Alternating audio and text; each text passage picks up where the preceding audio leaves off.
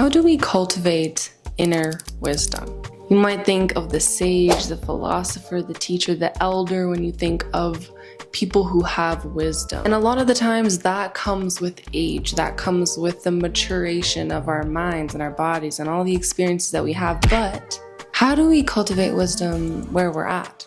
What is wisdom exactly? The quality of having an experience, knowledge, and good judgment. The quality of being wise. Aristotle believed in two kinds of wisdom, theoretical and practical. The former involves the exploration of things we cannot change, but which we seek truth of, and the latter explores that which we can change through good action and intention. Confucius also said, by three methods we may learn wisdom. First, by reflection, which is the noblest. Second, by imitation, which is the easiest.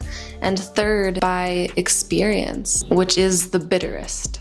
So then it must be true that as we get older, we get more wise, we learn, we just develop, have these experiences which allow us to gain wisdom and learnings. There's really no way around that. But we can develop our own internal sense of wisdom, even at a young age. And how exactly do we do that?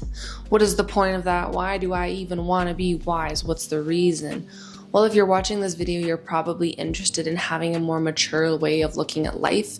You're probably interested in being seen as a teacher, being seen as a philosopher, or just developing your sense of knowledge of the world and of yourself. And it may seem hard, if not impossible, to define what wisdom is because it is very philosophical, personable, and it's also defined by ancient means. To some, it may seem holier than thou, and to others, it may come naturally. All that to say that it's very personable, it's very philosophical, it's very creative, and it's very human to desire to be wise. An example of this would be that I have always been called the grandmother of my friend group. You know, the one who kind of is laid back, kind of always knows what's gonna happen before it happens. It's kind of the been there, done that vibe. I do embody the grandma as a 20-year-old. Peterson and Sligman define wisdom as knowledge hard fought for and then used for good. We always want that wise friend, that person who can give us the good information, the insight, the piece of information that allows all the puzzle pieces to come together. So if you're wanting to know basic understandings of what really allows somebody to appear as wise, the VIA Institute is doing research on how these 5 traits may be the precursor to wisdom or a wise person.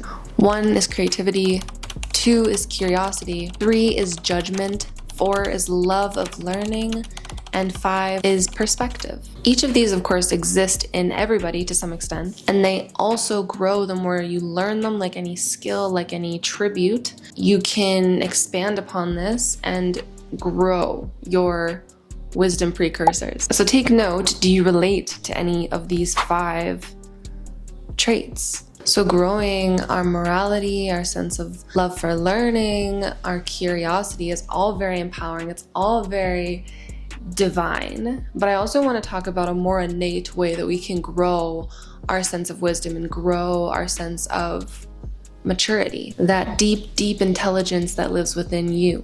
Let's talk for a moment about the body. The body is an innate channel for wisdom. Epigenetic researchers and scientists have realized that the body's information actually goes back generations.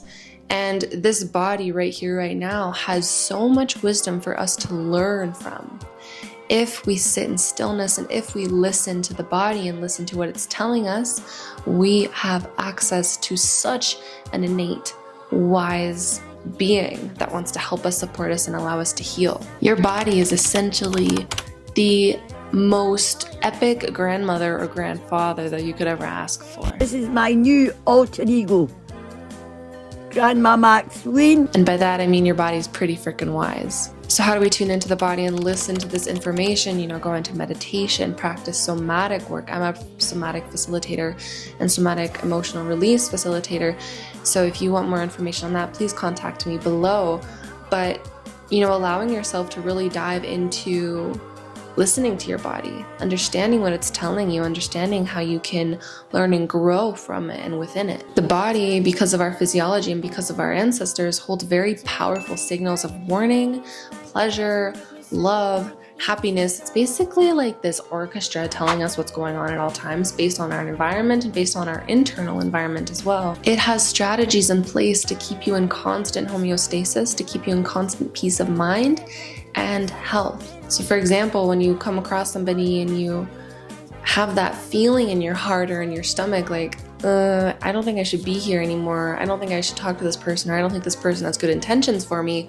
That is your body's grandmother, or that wise elder inside of you telling you what's going on. Your body knows. The second thing I want to talk about and how we can cultivate this inner wisdom from within is intuition. Your intuition is very deeply connected to your body. It's that sixth sense. It's that sense of knowing. You know, that sense of knowing when you think that you should do something and then you're like, it doesn't matter, I won't do it. And then afterwards you realize you definitely should have done that. For example, when you're in the grocery store and you think that you should grab something and then you're like, no, I don't need it. And then later when you're cooking dinner, you're like, I definitely wish I had grabbed that.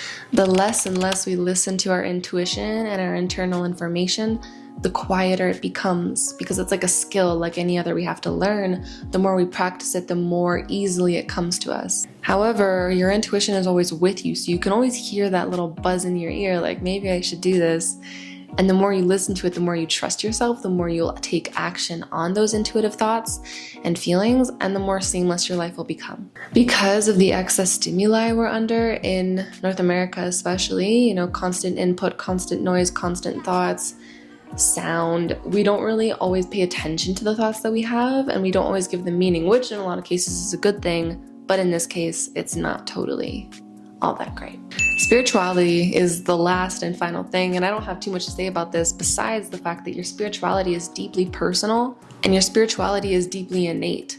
So the more you practice your spirituality and your understanding of your sacred personal experience of connection to God and connection to yourself and connection to life, the more wisdom, of course, you will gain from that connectivity to your spirituality. And lastly, here are the 5 qualities that the wisest people have according to psychologists. They know how to self-regulate, so they don't get into a tiff about everything. They don't, they're not on that constant roller coaster that a lot of people are on nowadays, including myself. They are virtuous, they are giving, and that they know what their morals are. They see and recognize patterns, so they're not ignorant and afraid of themselves and running from their own issues.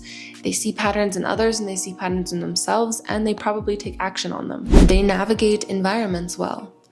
This is a staple for wise people. I feel like they just know how to handle things. So they would understand how a situation works, and they would be able to self-regulate, and they'd be able to look back on their past experiences to navigate it well. Lastly, they make the best of bad decisions.